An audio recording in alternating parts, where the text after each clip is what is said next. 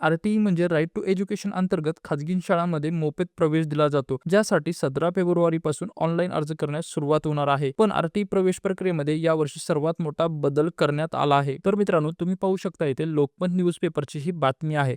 R-T-E प्रवेश प्रक्रिया 17 फेब्रुवारीपासून. अखेर आर-टी-ई अंतर्गत प्रवेश प्रक्रिया 17 फेब्रुवारीपासून सुरू होण्याची शक्यता आहे. शासनाने प्राथमिक शिक्षण संचालकांना गुरुवारी निर्णयाद्वारे प्रवेश प्रक्रियेसाठी मान्यता दिली असली तरी त्यात तारखेचा उल्लेख मात्र केलेला नाही. शासनाच्या आदेशानुसार यंदा प्रति विद्यार्थी ₹17,670 शुल्क शाळांना अदा करण्यात येणार आहे.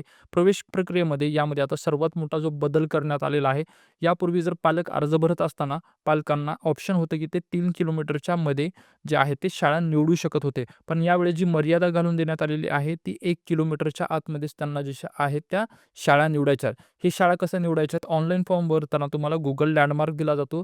त्यावरती दर्शवल्या जातात त्या शाळा. म्हणजे मित्रांनो, जर तुमच्या आता शाळा 3 किलोमीटरच्या आतमध्ये असेल तर ते निवडता येणार नाही. तुम्हाला आता शाळा ज्या 1 किलोमीटरपर्यंत आहेत त्याच शाळा तुम्हाला निवडता येणार आहेत. हाही सगळ्यात मोठा जो अपडेट आहे तो आर-टी-ई ॲप्लिकेशनमध्ये झालेला आहे यावर्षी. तर मित्रांनो, हे पाहू शकता की ही खूप चुकीची गोष्ट आहे की ज्या 3 किलोमीटरच्या आतमध्ये शाळा होत्या त्या 1 किलोमीटरमध्ये आणलेल्या आहेत. कारण यामध्ये काय होणार आहे मित्रांनो, शाळांची संख्या यामध्ये कमी होईल आणि ज्या शाळेमध्ये तुम्हाला ॲडमिशन घ्यायचं आहे त्या शाळेमध्ये तुम्हाला ॲडमिशन मिळू शकणार नाही. तर मित्रांनो, यासाठी शासनाला यावरती परत विचार केला पाहिजे आणि जी पहिली अट होती तीच अट ठेवली पाहिजे. तर मित्रांनो, जो आर-टी-ईचे ॲडमिशन सुरू होणार आहेत म्हणजे ऑनलाईन अर्ज सुरू होणार आहे ते 17 फेब्रुवारीपासून प्रक्रिया सुरू होऊ शकते.